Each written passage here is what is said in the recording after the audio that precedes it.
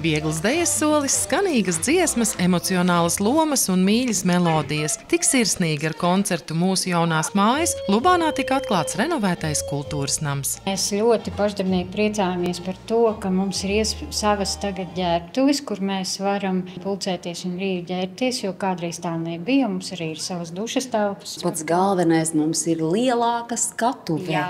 Tas ir pats galvenais. Jā, un ļoti patīkami dejot bija šodien, jo viss tik gaišs un saulains likās, ka tāds ar dubultu spēku gribējās šodien. Emocijas, protams, šodien sit augsta vilni, jo, manuprāt, mēs jau sen par to runājām. Tas mūs tāds sen lolots sapnis par to, ka nepieciešams paplašināt kultūras nama telpas. Paldies Madonas novada pašvaldībai, kas atsaucās. Un es domāju, ka mēs jau visu no tā iegūsim, kādās kultūra vēsturiskā mantojuma tradīcijas pāriet no paudzes paudzē. Manuprāt, lubānieši to ir pierādījuši. Šeit es esmu tā kā pašdarbnieks, tā kā dziedātājs un arī tā kā projekta arhitekts. Man dubultas emocijas šajā brīdī. Liels prieks par padarīto, par iegūto rezultātu. Darbs ir pabeigts ar nosacījumu, jo loģiski būs mazliet jāpiestrādā eksperimentāli pie zāles elektroniskās apskaņošanas, jo mūsu vēsturiskie gabarīti, kas ir izveidojušies, ir ļoti nepateicīgi normālai akustikai, labai.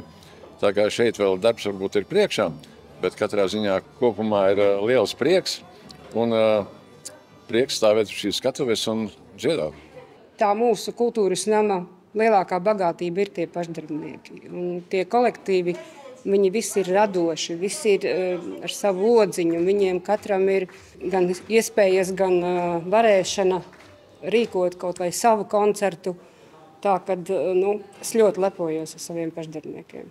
Un kā gan citādāk, ja salīdzinoši nelielā Lubāna var dižoties ar teju 200 pašdarbnieku, kuri aktīvi darbojas 9 pašdarbības kolektīvos svētku reizē, jo īpaši tika godināti 2 no tiem – senioru sieviešu koris Noskaņa un senioru dāmu kopa Varavīksne, jo abiem kolektīviem šogad aprit 20. Dziesmas tradīcija mums vienmēr ir bijusi un nav, man liekas, neviena dziesmu svētki, kuros mēs neesam piedalījušies ar kori. Protams, ļoti lepojos arī ar savām dāmu dejām, jo cilvēkiem, kad viņi beidz savas aktīvās darba gaitas, protams, ir nepieciešams kaut kāds uzmundrinājums, un priekš tam arī ir kultūras nams, lai viņi nāktu šeit un kaut vai satiktos dejā vai vienalga darītu to, kas viņiem patīk. Un lubāniešiem neraugoties ne uz gadu skaitu, ne amatu, patīk gan dziedāt un dejot, gan teātri spēlēt un vienkārši kopā būt. Lubāna ir tāda īsta Madonas novada kultūras meka. Šeit visi dejo, dzied, spēlē teātri un dara to ļoti profesionālā līmenī. Vienmēr ir daudz skatītāju un daudz pasākumu, tāpēc ir tikai loģiski, ka šis kultūras nams ir atjaunots, lai būtu jauna pievienotā vērtība visai kultūras dzīvē šeit Lubānā un es teiktu visā Madonas novadā. Te gan jāpiebilst, ka renovācijas darbu ceļš, lai arī ar lielisku rezultātu, patiesībā nebūtu nav bijis tik gluds. Šis mums ir viens no garākajiem projektiem, viņš aizsākās 1. novada gadā. Lubānas novada pašvaldība jau pirms pievienošanās Madonas novadam bija izstrādājusi projektu, bija iepirkti būvnieki, un būvnieks ļoti kavējās ar darbiem.